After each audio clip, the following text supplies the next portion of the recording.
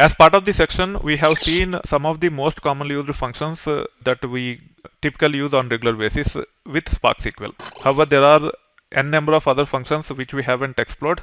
You should know how to explore those things based upon your problem statement and come up with the solution quickly. Let us see how we can perform word count using Spark SQL to understand that process. When it comes to the solution, first and foremost, you should spend time on understanding the requirements. In this case, the problem statement says word count, so you have to work with the business to understand the requirement, and also you have to identify how the dataset will be, prepare the dataset, and then you have to take it further. In this case, word count is nothing but identifying how many times each word is repeated as part of this input dataset, or the dataset is similar to this. So to make sure that I have proper dataset to perform the word count, first I'm dropping R&D database, which is nothing but itversity underscore demo. If it exists, I'm dropping. Then I'm creating it. Then I'm switching to that database. This is not required as the database itself is deleted here. You can actually say cascade. So if the database is not empty, still it will be dropping. Now I have created the database, switch it to that database. Then I have created a table by name lines with one column yes of type string. Then I'm inserting 5 records into it. You can preview the data by running this. Now you have to get the word count. Each record have multiple words in it. We have already explored a split function which can be leveraged to break these phrases or sentences into words. And that's what I am doing here. As we are already familiar with the split function, I am saying split of s comma space, and it will actually return word array from each and every record. And you can see the arrays here. Each record is nothing but array. Input is 5 records, output is also 5 records. Now to get the word count, one way is to break down these arrays into individual words and then perform group by on top of it to get the count of each word. Here you have to go to the list of functions by running show functions. So let me add a cell here. I am using a simple Scala code by saying spark.sql show functions. The reason why I'm using the Scala code here is there is a limitation with respect to Spark SQL in Jupyter Hub environment where it will actually show only 10 records. For that reason, I am saying show 300 and then false to get list of all the functions without truncation. Now you can go to the list of functions. You can easily figure out that many functions are not relevant with respect to what we are trying to do here. For example, apps, echoes, add-ons are not appropriate. Array contains, they might be appropriate. Like that, you just have to go through the functions and narrow down which functions might be helpful to you.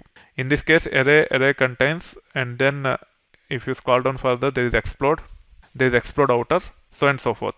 Now you have to experiment with these functions, array contains, explode outer, to see which function is working to convert our array of words into individual words so that I can perform group by on top of it. So explode is the function which can be leveraged here.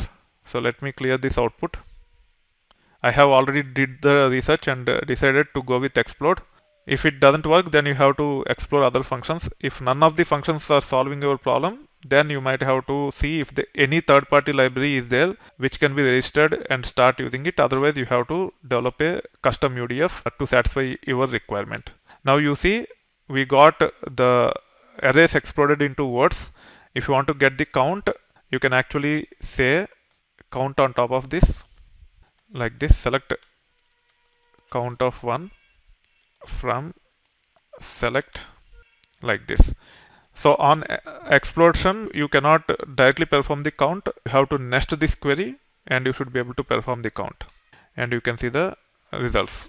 So we have 27 words and we can see the number of words here. However, our requirement is to get count by words. So one of the problem what people might run into is when they use explode function like this, they might run query like this.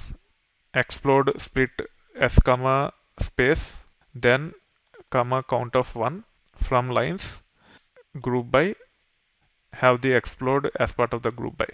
But some of the functions like explode you cannot use as part of the group by. You can see it is throwing an error. Generators are not supported outside the select clause. Explode can be used only in the select clause. As explode can be used only in the select clause, we have to nest this query. Whatever we have seen here has to be nested the way we have done here, and it will actually give a view of a table which contain all our words.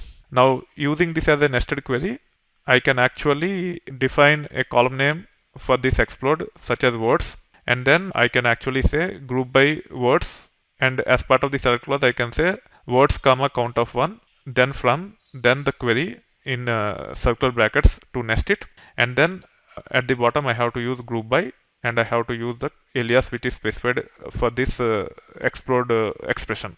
So this is how the final logic will look like. Select word comma count of 1 from, select explode of split of s comma space as word from lines. So this will return those 27 records, and the column name will be word, and then I'm using the word as part of the group by and also as part of the select clause to get the word count. And now if I run this, I should be able to see the results. Again, if you want to get the number of records now, so after exploding we have seen 27 records. Now if you want to get the total number of records after grouping by a particular word, again you have to nest this like this, and you should be able to get the total count of rows. I have to use percentage SQL here. So our input is 27 records. Now the output is 21 records because some of the words are repeated more than once. So this is how you can actually go through the problem statement, explore the functions, come up with the solution by combining multiple functions. Also make sure that you validate to confirm that you are able to solve the problem. Once the problem is solved using some test data, you can incorporate the appropriate approach to solve your original problem as part of your application.